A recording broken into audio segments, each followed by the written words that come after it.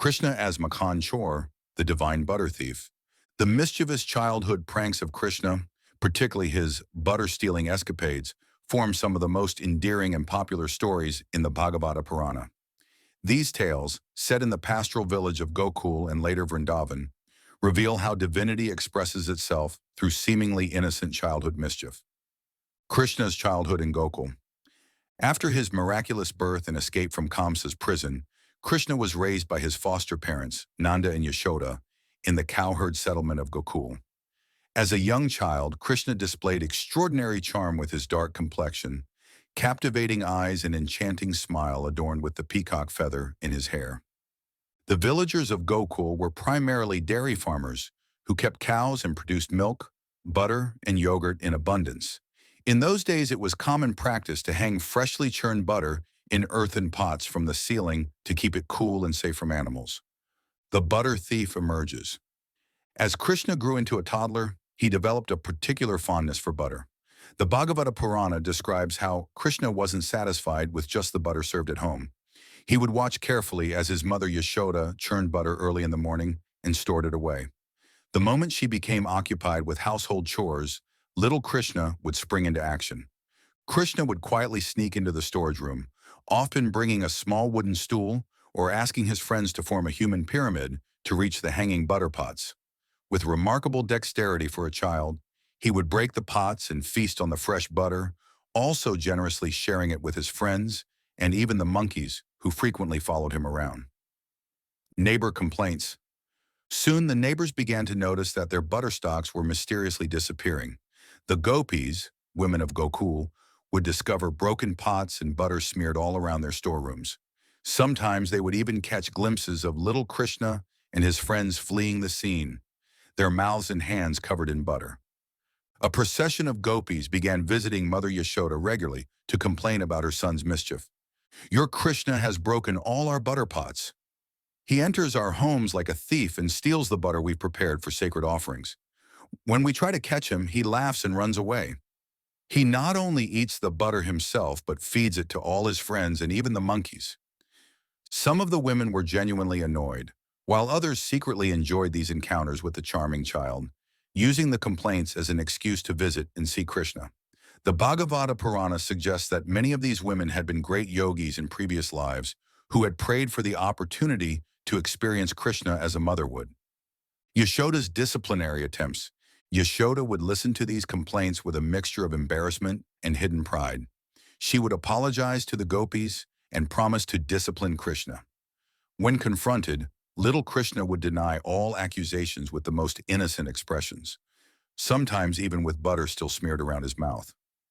"I did not steal any butter, mother," he would say, his big eyes wide with feigned innocence. "Perhaps it was some other child who looks like me."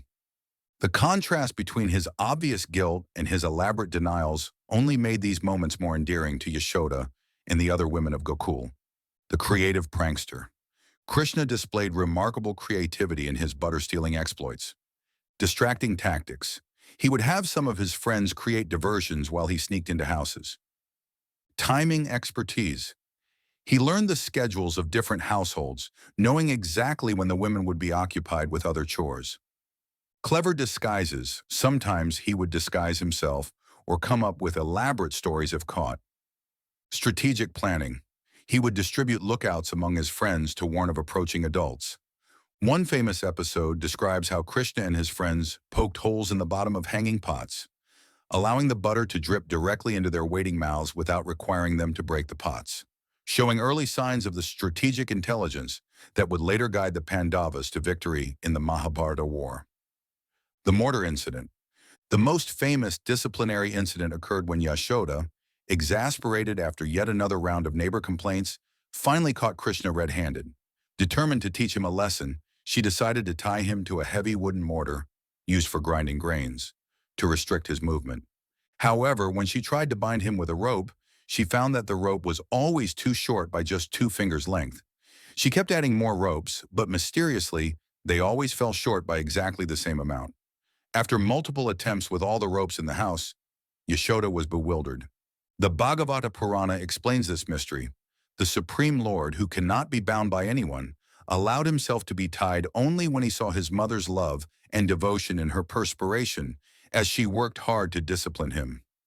Krishna, moved by Yashoda's motherly affection, finally allowed the rope to bind him, the infinite willingly becoming limited through love. Tied to the heavy mortar, Krishna dragged it between two Arjuna trees growing in the courtyard. The mortar got stuck between the trees, and when Krishna pulled, the trees came crashing down. It was revealed that these trees were actually two celestial beings, yakshas named Nalakuvara and Managriva, who had been cursed to stand as trees until freed by the touch of the Lord. Another instance where Krishna's mischief served a divine purpose. Deeper meanings. The butter-stealing episodes carry profound spiritual symbolism. Butter is devotion. In Hindu symbolism, butter represents the essence extracted through the churning process, similar to how devotion is the essence of spiritual practice. Divine accessibility. These stories show God as accessible, playful, and intimately involved with devotees' lives, not distant or stern. Transcendence of rules. Krishna's breaking of social norms suggests that spiritual love sometimes transcends conventional morality. Divine reciprocation. Krishna steals butter from those who love him, symbolizing how God reciprocates by stealing the hearts of devotees. Cultural impact. The Makhan Chor aspect of Krishna remains one of the most beloved and widely depicted forms of the deity across India. During the festival of Janmashtami, Krishna's birth celebration, pots of butter are hung high, and young boys form human pyramids to break them, reenacting Krishna's butter-stealing exploits. In art, the image of a crawling baby Krishna with a butter pot, or a young boy with his hand in a butter pot, is one of the most popular representations in Hindu iconography. These images adorn millions of homes, serving as reminders that divinity includes not just cosmic grandeur, but also intimate, endearing playfulness. The butter thief stories show that Krishna, despite being God incarnate, chose to engage in normal childhood activities, enriching them with divine significance and demonstrating that spiritual life can and should include joy, playfulness, and sweet intimacy with the divine. If you enjoyed this story, don't forget to like, share, and subscribe for more such inspiring tales. See you in the next video.